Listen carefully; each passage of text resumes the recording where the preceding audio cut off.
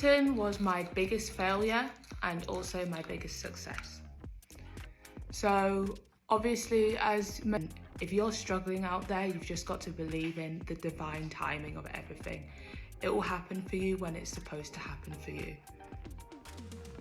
Anyway, I hope you're all having a beautiful Sunday and I hope you all enjoy season 3.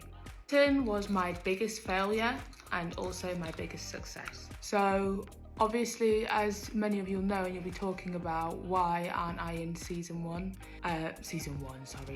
3, the new season that's coming out. And I'm not in it because I was really unwell when I was shooting the first season of Bridgerton. Mental health is, mental health illnesses and struggles is just like, it's very inconvenient. It's very inconvenient. But what I would say is, had I had my diagnosis earlier, I might never have had the balls to have become an actress in the first place. And if you're struggling out there, you've just got to believe in the divine timing of everything. It will happen for you when it's supposed to happen for you. Anyway, I hope you're all having a beautiful Sunday and I hope you all enjoy season 3. Ruby Barker, who plays Marina on Bridgerton, has shared her mental health journey through psychotic breaks, highs and lows, to campaign the UK government to reform the Mental Health Act. Barker said she had a psychotic break in 2019 after finishing filming the first season of Bridgerton, and another in 2022. While being interviewed on a podcast, she said no one from Netflix or the show's production company Shondaland reached out to her. Since I have had 2 psychotic breaks, not a single person from Netflix from that show have even contacted me or emailed me to ask me if I'm okay. She's teamed up with Mind, a UK mental health charity, to deliver thousands of petitions to Downing Street. And we've had over 34,000 signs on the petition so far. It's so important to me because mental health is something that has affected me my whole entire life. And then so many years later, I found myself in a psych ward. And very recently as well, tragically, I lost one of my friends, and what I witnessed was that her care was not up to standard. The Raise the Standard campaign has already prompted a government investigation into mental health hospitals, but now they're seeking to pass the mental health bill. And I'm happy to talk about it now, but not a single person from Netflix, not a single person from Shondaland, since I have had 2 psychotic breaks, from that show have even contacted me or emailed me to ask me if I'm okay, or ask me if I would benefit from any sort of aftercare or support. Well, yeah, I was getting unwell during the film. I was deteriorating, but I mean, it was a really tormenting place for me to be because my character was like, you know, very alienated, very ostracized, on her own, under these horrible circumstances. My life was changing drastically overnight, and yet there was still no support, and there still hasn't been any support for that time, you know?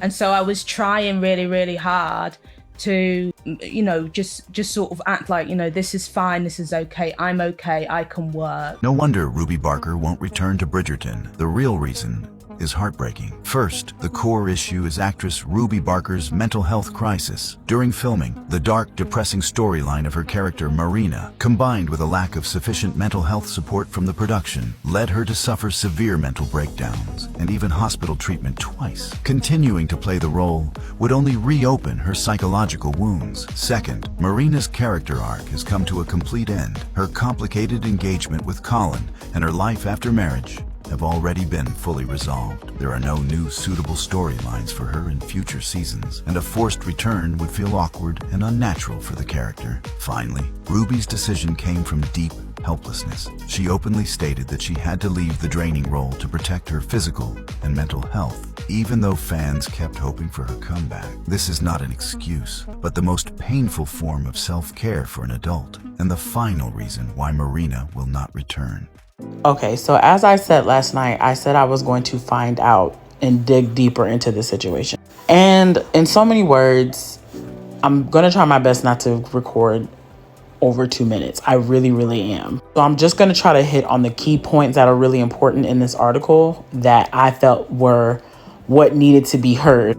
And I hate that recently, literally just now, she just made a video talking about how people basically said that she was slamming Netflix and Shondaland, and that is not the case at all.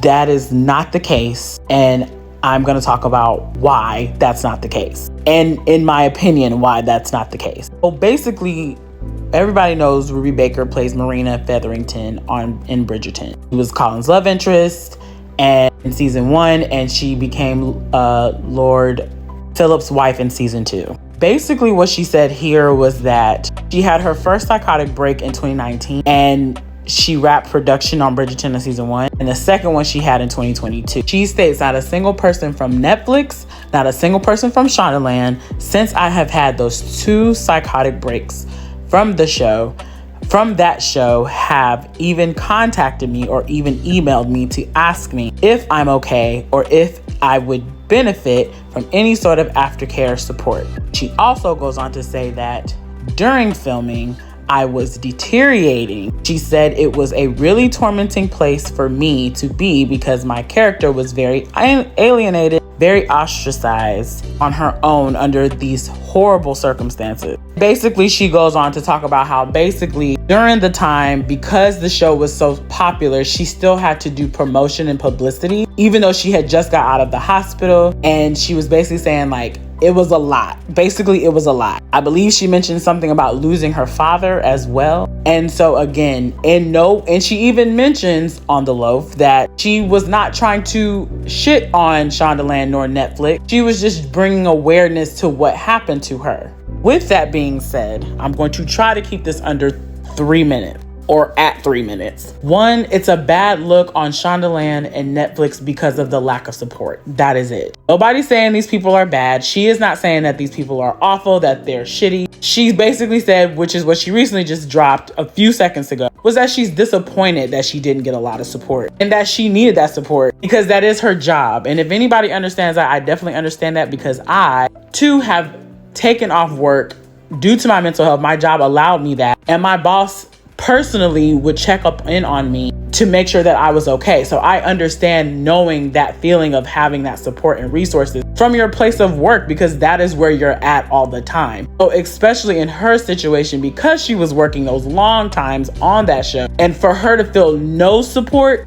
And again, I hate to throw that race card out there, but it's true. As a Black woman experiencing mental health and this show production being ran by a Black woman, it's not a good look. That's all I'm going to say. Am I saying that Shondaland and Netflix are bad? Well, right now Netflix is shitty because they're not paying actors. But am I saying that Shondaland or their production is awful? No. I just think they need to tighten up on the resources for their actors. And that's resources on all levels, whether it's financial, mental, whatever. They just need to tighten up. That's it. But she is in no way slamming them. She is in no way discrediting them. She is in no way saying that they are bad. And again, I feel like as a woman of color, she deserves to speak on this, and it needs to be taken seriously. And again, you want to feel safe at a place where you're at most of your time. And again, my only issue with this was that the lack of support, and knowing that this show the production is ran by a Black woman. Where was the resources? That's what I'm saying. And I too am also disappointed that she didn't have enough resources and the support. And I don't know if the other actors, I don't know if she made connections with the other actors in the show. I would hope she did. And I would hate that, nobody reached out to her in support, because again, I understand that feeling. Like I said, my boss literally, from my personal experience,